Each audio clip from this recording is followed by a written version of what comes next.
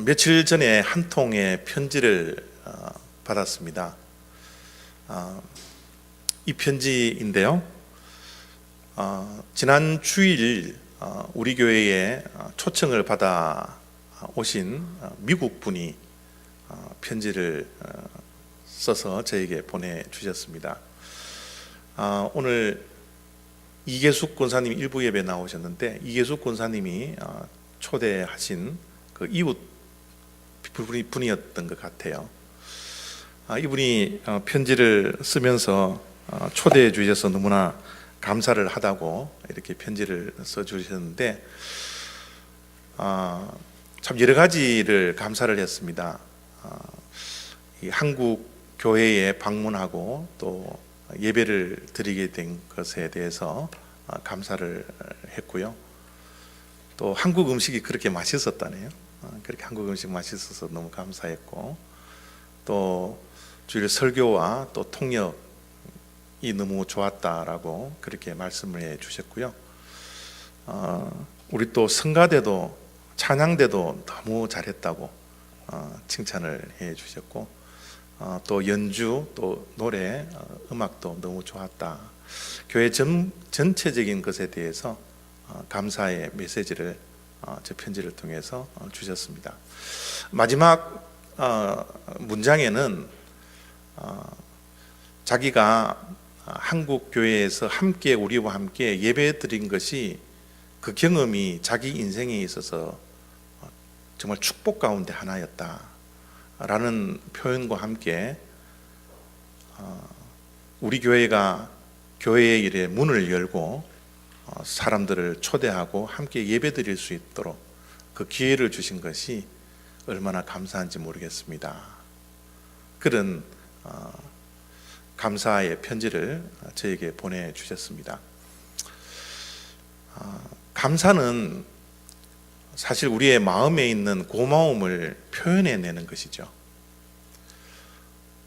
감사는 표현하지 않고서는 그것이 진정한 감사가 아니다, 그렇게 말을 하더라고요. 감사는 우리의 마음에 있는 것을 어떤 방식이든지 감사의 표현을 할 수 있어야 합니다. 우리는 어렸을 때 말보다는 마음이 더 중요하지라고 교육을 받아왔기 때문에 표현하는 데 굉장히 좀 익숙하지가 않죠. 마음이 더 중요하지, 그런 생각을 가지는데, 사실 감사는, 진짜 감사가 되기 위해서는 표현을 할 수 있어야 됩니다. 우리의 삶 속에 이 표현이라는 것이 참 중요한 것 같아요. 우리의 관계가 좀 껄끄럽고 좀 끼어져 있는 관계라 할지라도 우리가 어떻게 표현을 해내느냐에 따라서 그 관계가 다시 밀접한 관계가 될 때가 있고요. 또 밀접한 관계가 되어 있을 때에 잘못된 표현을 통해서 그 관계가 깨어지는 것도 우리의 삶 속에서 얼마든지 경험할 수 있습니다. 그렇기 때문에 우리가 잘 소통하려면 이 표현을 잘 해야 됩니다.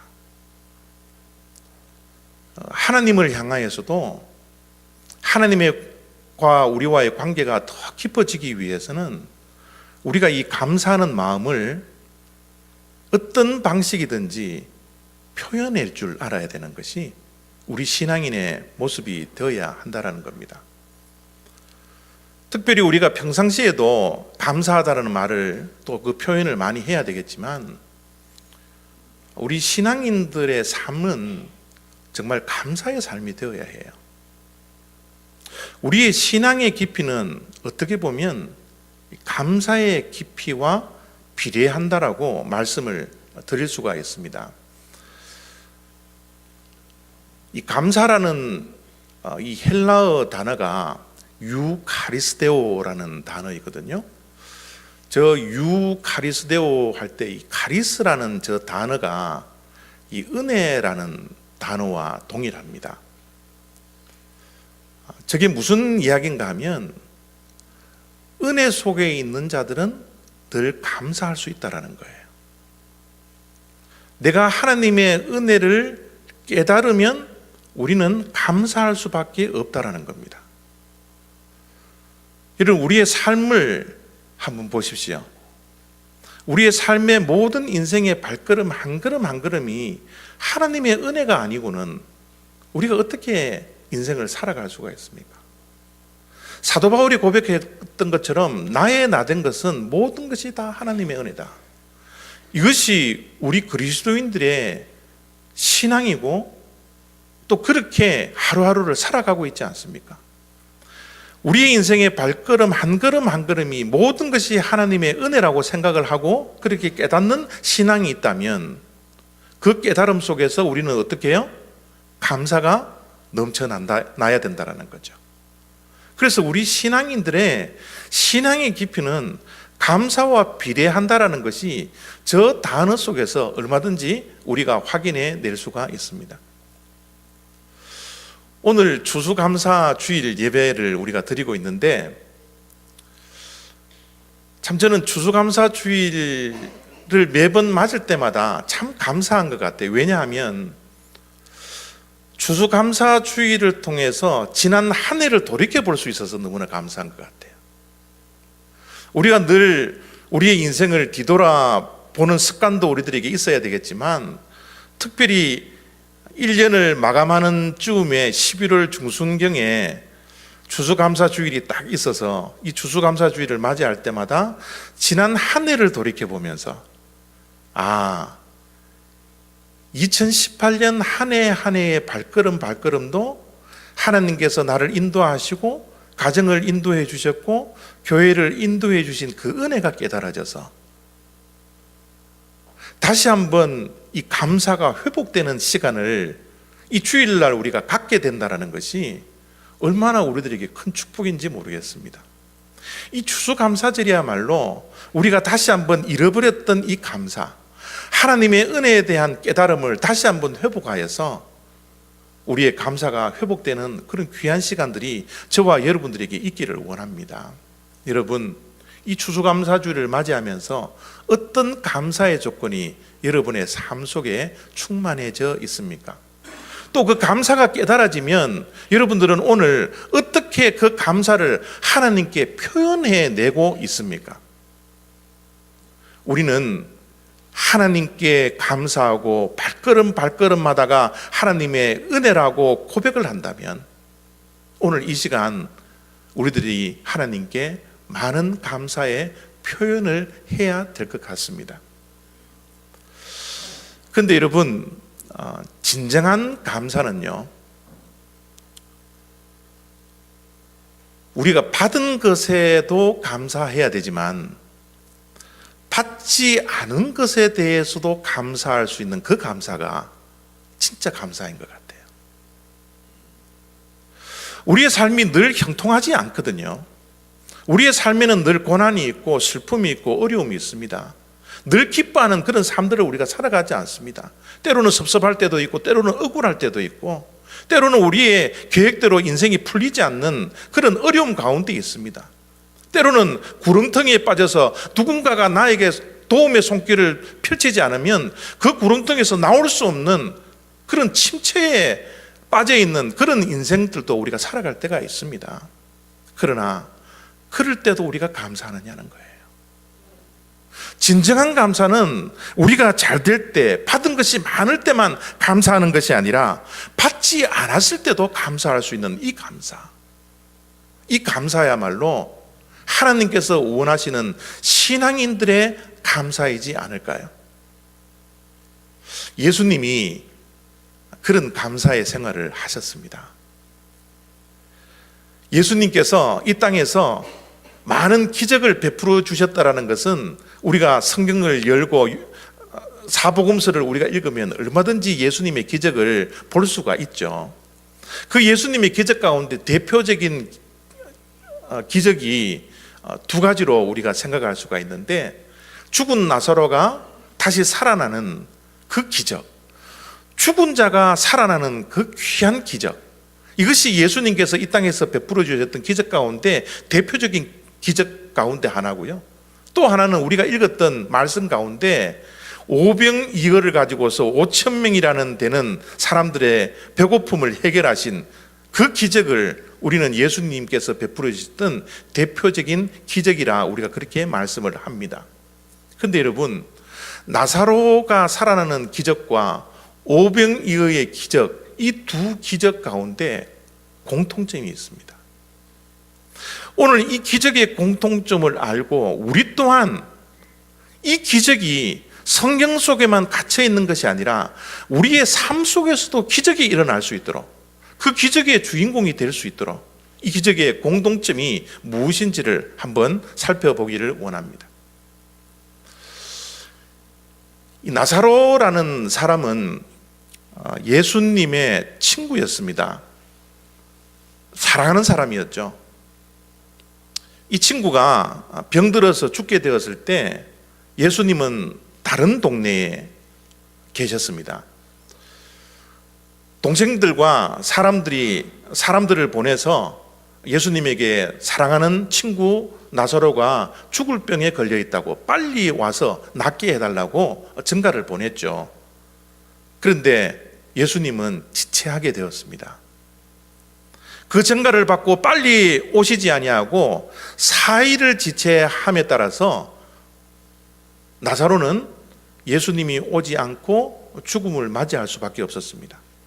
예수님이 나사로에게 왔을 그때는 이미 죽은 지 4일이 지나서 그 시체가 썩어서 썩은 냄새가 나는 상황이었다라고 39절 속에 말씀을 하고 있습니다. 제가 읽습니다. 예수께서 이르시되 돌을 옮겨 놓으라 하시니 그 죽은 자의 누이 마르다가 이르되 주여 죽은 자가 나흘이 되었음에 벌써 냄새가 나나이다. 동생이 오빠가 죽는다라는 그 소식을 전했을 때는 예수님이 빨리 오셔서 병을 낫게 하여 주실 것이라는 기대감을 가지고서 전가를 보냈는데 예수님이 오지 않자 실망에 빠졌습니다. 또 오빠가 죽었을 뿐만 아니라 이제는 예수님이 도착하더라도 도저히 희망이 없는, 시체가 썩어서 이제 썩은 냄새가 나는 그런 절망 가운데 있었기 때문에 예수님이 오자 예수님에게 원망하고 불평하고 있는 그런 상황이에요. 여러분, 사람이 죽는다라는 것, 거기에는 이제 더 이상 희망을 둘 곳이 없습니다. 그것은 절망 가운데 있는 상황이죠. 그런데 그 가운데서 예수님이 나사로를 불러 일으켜 세웁니다. 나사로야, 나오너라. 그 명령의 말씀을 듣고 나사로가 정말 몸이 죽어서 썩어져서 냄새가 나는 그 몸을 일으켜 세워서 다시 살아난다는 거예요. 기적이 일어나게 된 거죠. 죽은 자가 다시 살아나는 기적 같은 일이 저 상황 가운데 일어났더라는 겁니다. 그런데 오늘 말씀은 기적이 일어나는 저 상황을 우리가 보려고 하는 것이 아니라 어떻게 해서 저 기적을 일으켰느냐는 거예요. 예수님이 기적을 일으키기 전에 예수님이 무엇을 하셨기에 기적이 일어나게 되었을까? 요한복음 11장 41절부터 43절까지는 이렇게 기록하고 있습니다. 예수께서 눈을 들어 우러러 보시고 이르시되 아버지여, 내 말을 들으신 것을 감사하나이다. 항상 내 말을 들으시는 줄을 내가 알았나이다. 이 말씀을 하시고 큰 소리로 나사로야 나오라고 하니 저 음성을 나사로가 듣고 기적이 일어났다라는 거예요. 여러분, 기적을 베풀기 전에 예수님이 뭐 하셨다고요? 하늘을 우러러보고 기도하시면서 어떤 기도를 하셨습니까? 감사 기도를 하고 있는 거예요. 여러분, 사랑하는 친구가 죽어서 모든 사람들이 울고 있습니다. 예수님도 너무너무 주변의 사람들이 불쌍하고 사랑하는 나사로가 죽었던 그 모습을 보면서 너무 가슴이 아파서 울 수밖에 없는, 눈물을 흘릴 수밖에 없는 그 상황이에요. 도저히 그곳에는 감사의 조건이라고는 하나도 없는 그런 상황 속에서 예수님은 기적을 일으키기 전에 하나님을 바라보면서 뭐예요? 감사 기도를 하고 있더라는 거예요. 하나님 감사합니다. 내 말을 들으신 것을 감사합니다. 내 말을 들어주시는 줄을 하나님 아버지 내가 알고 있사오니 하나님 너무너무 감사합니다. 예수님의 기도는 어떤 감사가 충만해져 있었습니까? 여러분, 나사로가 살아난 후에 그 살아난 것을 보고 하나님 감사합니다, 내 말을 들어주셔서 내 기도를 들어주셔서 감사합니다, 응답해 주시니 감사합니다라가 아니라 예수님은 응답받기도 전에, 기도하기도 전에 주님의 마음속에는 하나님에 대한 감사가 충만해져 있더라는 거예요. 그래서 마음속에 있는 이 감사를 하나님께 기도로 어떻게 해요? 표현해내고 있는 겁니다. 하나님 감사합니다. 저 감사는 어떤 감사입니까? 미리 감사하는 거죠. 여러분, 받았을 때, 응답 받았을 때 감사하는 것, 여러분 그것도 너무너무 중요합니다. 그러나 받지 않았을 그때도 내일을 바라보면서 감사할 수 있는 미리 하는 이 감사야말로 기적을 일으키는 감사라는 겁니다. 오늘 여러분 추수감사주일을 맞이하면서 우리의 삶 속에서도 미리 감사해야 할 내용들이 얼마나 많이 있습니까? 지금은 내 손에 들고 있지는 않지만 내 마음속에 품고 있는 그 기도의 제목들, 내가 가지고 있는 이 소원들, 여러분 앞으로 하나님께서 내 말을 들어주실 줄 믿는 그 믿음으로 하나님께 미리 감사해서 기적의 주인공이 다 되시기를 부탁드립니다. 몇 년 전에 이 감사의 힘이라는 책이 나왔는데요, 이 저자가 데보라 노빌이라는 미국 TV 진행자가 쓴 책입니다. 저 책의 내용을 한마디로 이렇게 요약을 하면 밑에 나와 있는 저 단어들인데요, 감사는 감동을 해야 감사를 할 수 있답니다. 작은 일에도 감동할 수 있는 사람이 작은 일에도 감사할 수 있다는 거예요. 우리가 감동을 받고 감사를 하게 되면 이 감사를 누군가에게 이 감동된 것을 표현하고 전달하기를 원한답니다. 그런데 감동과 감사를 전달할 때 그냥 전달하는 것이 아니라 감사를 전하고 감동을 전하는 자들은 늘 입에 미소가 띄어지고 웃음이 있다라는 거예요. 여러분, 우리가 감동을 가지고 표현하고 감사함으로 우리의 심령 속에 웃음과 미소가 가득 차면 우리 안에 감동 호르몬이라는 것이 분비가 된답니다. 이 감동 호르몬이 다이돌핀이라는 호르몬인데요, 이 다이돌핀이라는 호르몬은 여러분 엔돌핀이라는 행복 바이러스, 이 암을 억제하는 항암의 역할을 하는 이 엔돌핀보다 4,000배, 5,000배의 항암의 효과가 있는 것이 바로 다이돌핀이라고 그럽니다. 조그마한 일에도 감동하고 감사할 때 나에게는 저 다이돌핀이 분비가 된다는 거예요. 어떤 진리를 모르고 있다가 깨달음이 있을 때 감동이 되잖아요. 거기에 우리는 감격하고 감사가 있지 않습니까? 그때 우리에게는 우리가 모르게 저 다이돌핀이 분비가 된다는 거죠. 여러분, 이 다이돌핀이 분비가 많이 되는 사람이 의학적으로 도저히 알 수 없는 그런 기적들을 일으키는 그런 역할을 저 다이돌핀이 한다고 합니다. 우리가 작은 일에 감동하고 작은 일에 감사하고 이 감사를 남들에게 표현해낼 때 우리는 얼마든지 기적의 주인공이 될 수 있다라고 이야기하는 것이 감사의 힘, 저 책의 줄거리라는 사실입니다. 여러분, 우리는 작은 일에도 감동해야 합니다. 작은 일에도 감사할 수 있어야 합니다. 작은 깨달음에도 감동하고 감사해서 이 우리가 가지고 있는 감동과 감사를 남들에게 나누어 줄 때 우리의 감사는 배가가 되고 그 감사는 기적을 낳는다라는 거죠. 우리가 잘 알다시피 감사하다라는 영어 표현은 thank라는 단어입니다. 이 thank라는 단어와 think, 생각하다라는 단어와 어원이 똑같습니다. 단 think의 I자가 thank의 A자로 변화되면 감사가 되는 것이죠. 여러분, 생각을 조금만 바꾸면요, 모든 것이 감사의 조건이 된다라는 겁니다. 생각을 바꾸면 세상이 바뀌어집니다. 여러분, 변화라는 것은 우리가 특별히 외형적인 것이 변화되어야지, 세상이 변화되어야지 진짜 변화다. 우리가 살아있는 이 환경과 조건이 바뀌어야지 진짜 바뀌어지는 것이다 라고 생각하지 모르겠지만, 여러분, 진짜 변화는요, 세상이 변화되는 것보다 내 마음이 변화되어야 됩니다. 진짜 바뀌어야 하는 것은 세상이 바뀌는 것이 아니라 내 마음과 내 생각이 바뀌어야 되는 거예요. 내 내면이 바뀔 때 그것이 진짜 변화가 일어난다는 것을 우리가 기억해야 합니다. 내 생각이 바뀌면 세상이 바뀔 수 있습니다.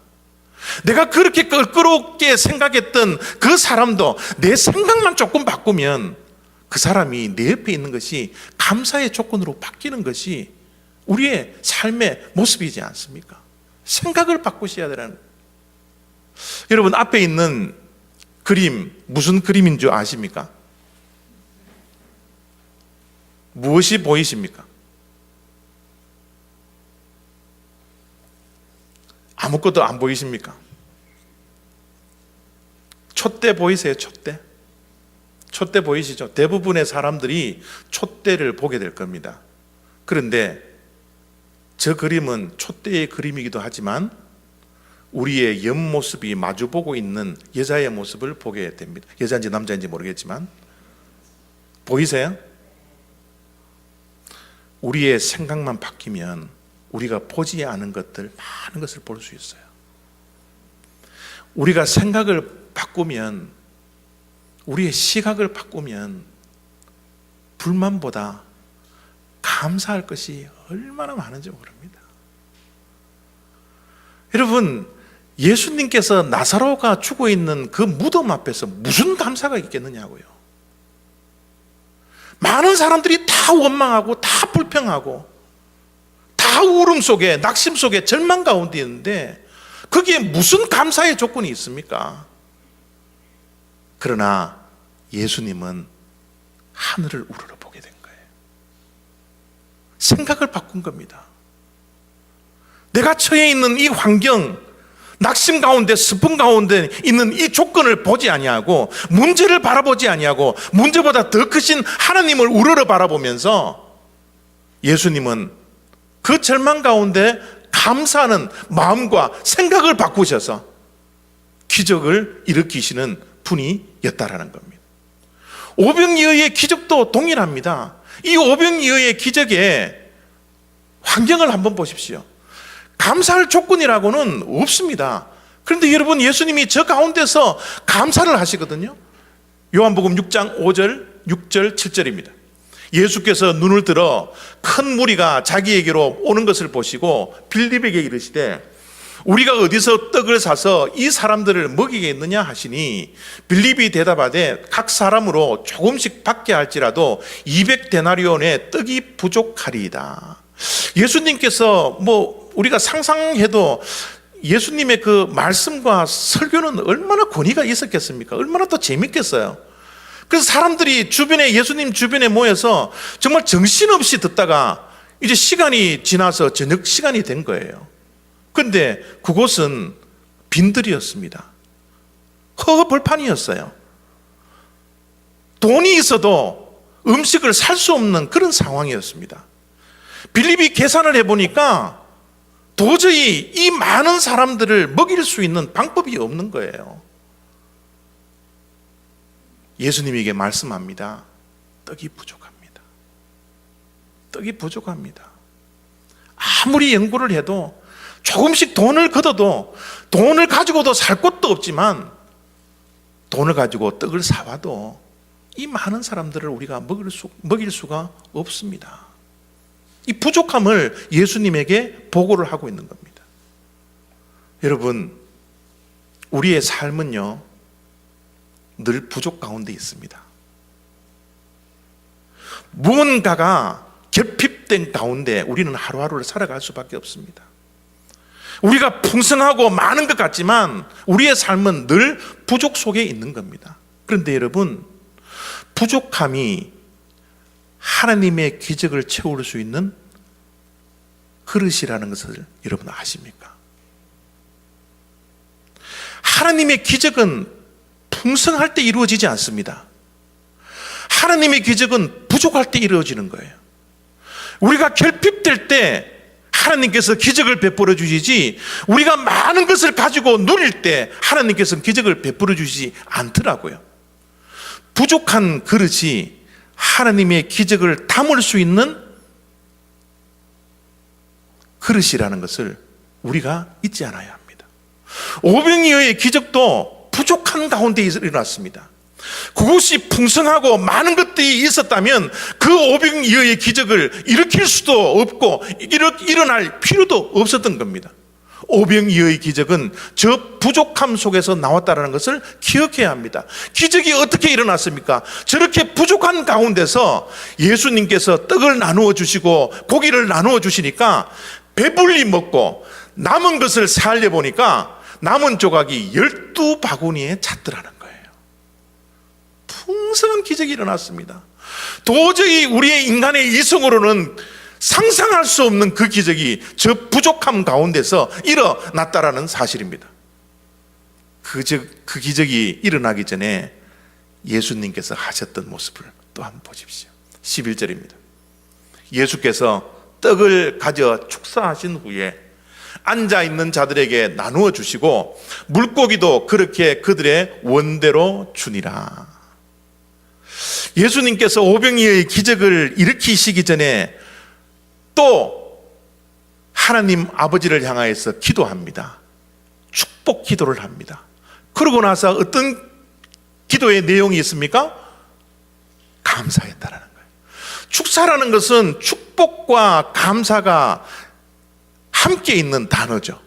주님께서는 축복만 했던 것이 아니라 없는 것 가운데, 부족한 것 가운데 한 소년이 엄마가 준 한 끼의 도시락을 손에 가지고서 하나님께 감사하고 있는 거예요.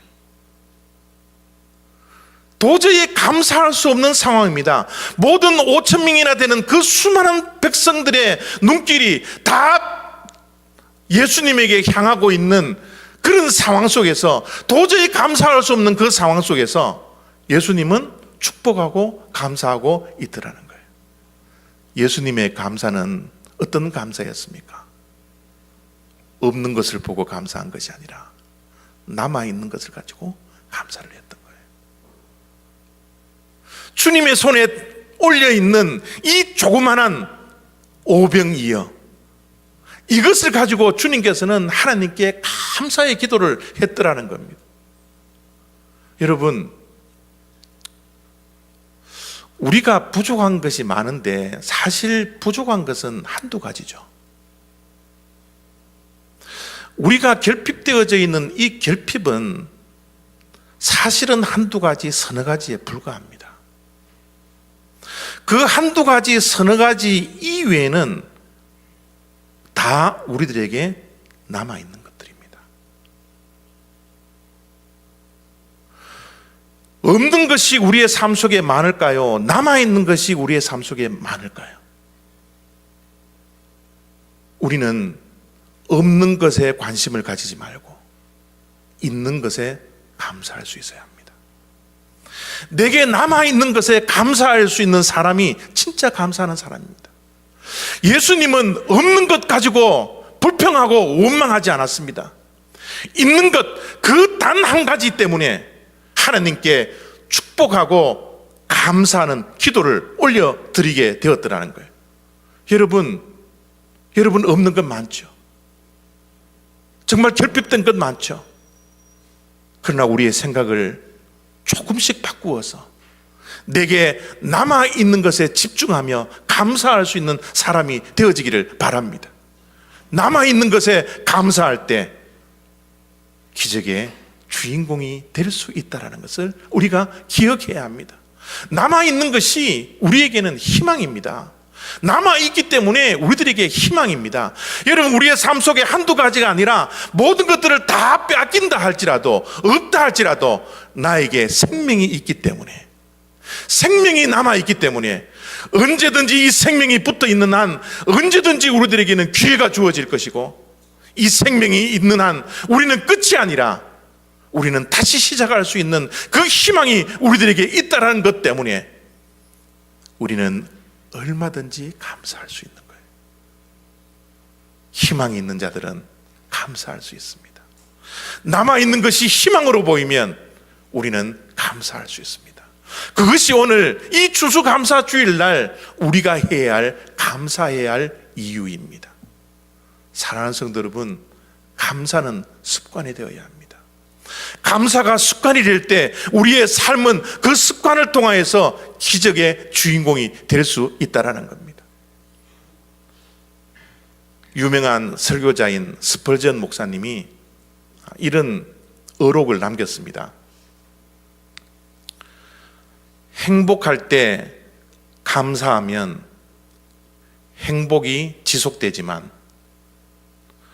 불행할 때 감사하면 그 불행은 끝이 난다.